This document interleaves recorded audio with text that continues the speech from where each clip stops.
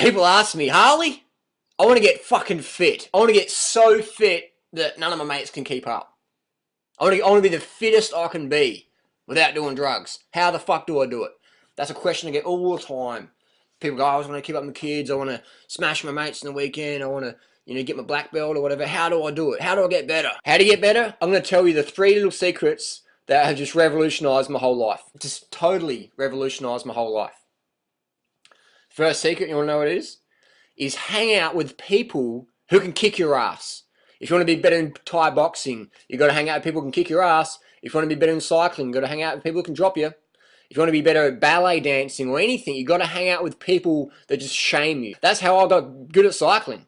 And now I can, just before I was out riding on my mountain bike in sneakers and flat pedals, in shorts and t-shirt with a 8-kilo backpack and some 19-year-old kids on roadies wanting to give old man Duran a bit of a race. And I fucking dropped him. So it's fun, it's fun. I'm into being fit because it's fun and it feels good. And you get to talk a bit of shit and, trash talk people and everyone gets fitter and better at the same time. That sounds pretty cool. So you got to hang out with people who are way fitter than you.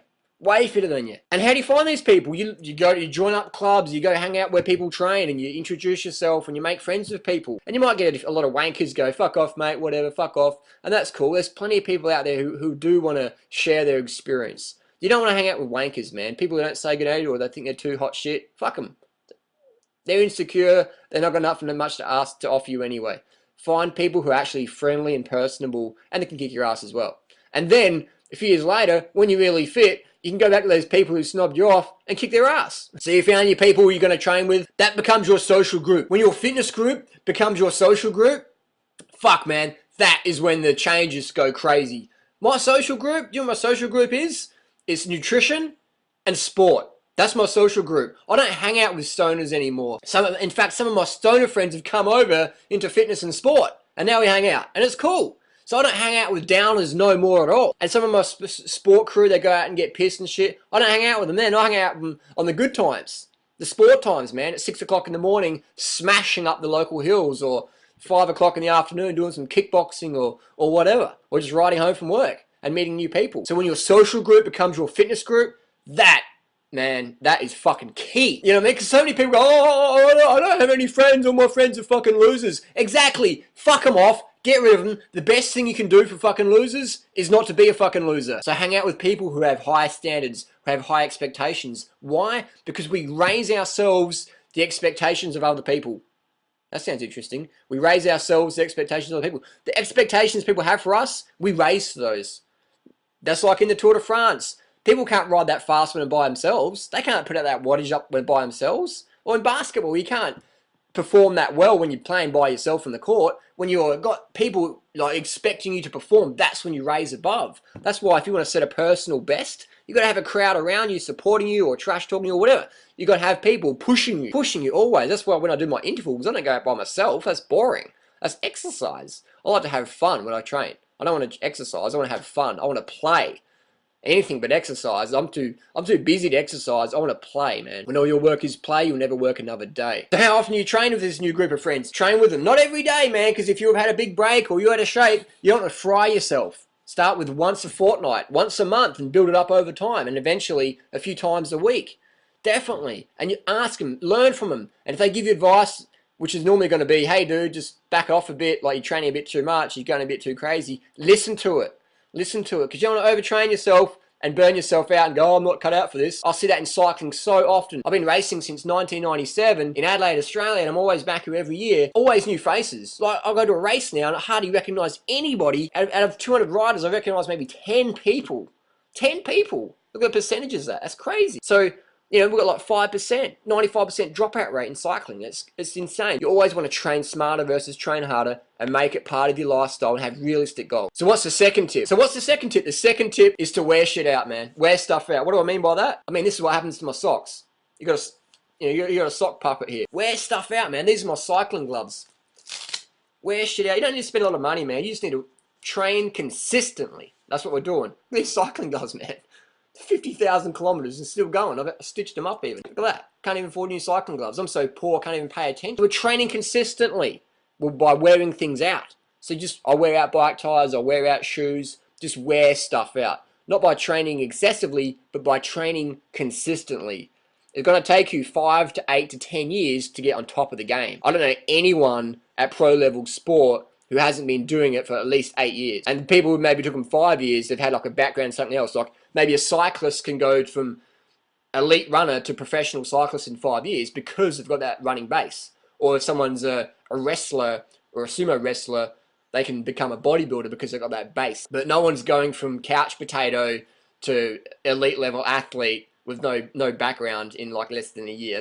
That's just bullshit. Those people are liars. It's a scam. It's a money fucking scam, whatever. 5 to 8 to 10 years. So if you want to start getting out there today, you want to start doing that 30-minute walk today, you want to start doing that 30-second jog today, because it's going to take you 5, 8, 10 years for you really to be smashing it. Just going to be honest with you there. And anyone that says otherwise, they're just talking shit, man, because you look at Michael Phelps or Ian Thorpe or Lance Armstrong. So anyone that says it takes less than 5, 8, 10 years is talking shit. Look at Lance Armstrong. How long did it take him to win his first Tour de France? 15, 16 years. Cadel Evans took him like 21 years.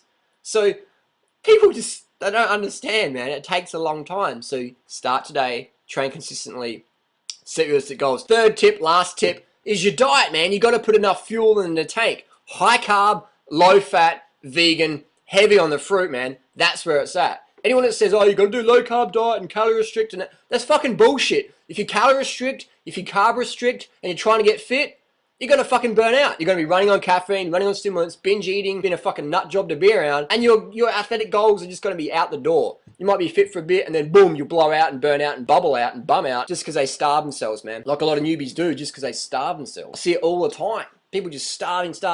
Even some pro athletes do it. To starve themselves, develop eating disorders, and then they just quit. They just lose their career, lose themselves, suicides, drug addiction, deaths, heart attacks, all this crazy shit, man, because people are calorie restricting, carb restricting.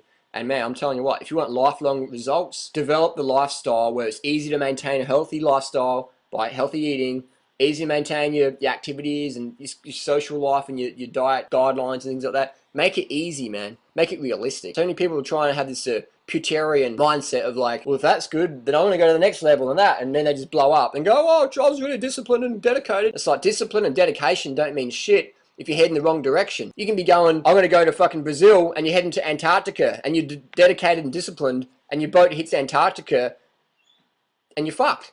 You got to have dedication and discipline on the right path. The classic saying is direction's more important than speed. Direction's more important than speed. So many people focus on the speed. I want to get here, I want to get there, I want to do it now. And they're going in the wrong direction. Boom! King hit, knocked out, TKO, down for the count. And they just hate it. And they say, oh, I'm not cut out for it, I'm not, not dedicated enough. It's all about direction. It's all about hanging out with people who are just better than you. Just do it, man. Crush your fucking ego, get your ass kicked, get humiliated, and laugh at it. Laugh at yourself getting your ass kicked. I've done that in cycling. I go out with some guys, remember in 1998, went out with some guys up this hill called Mount Lofty, and they just fucking owned me, man. It just took off in the horizon. I used to think, I'm pretty good, I'll fucking go anyone on the bike. I went out with these roadie guys, man. They just annihilated me. I was like, shit, I'm pretty out of shape. But then, over the years, slowly got up there. Now, I'm the one who's annihilating people. So it takes time. It takes time. And I've seen people racing in D grade and getting their ass kicked, getting dropped in D grade, and now they're professional cyclists.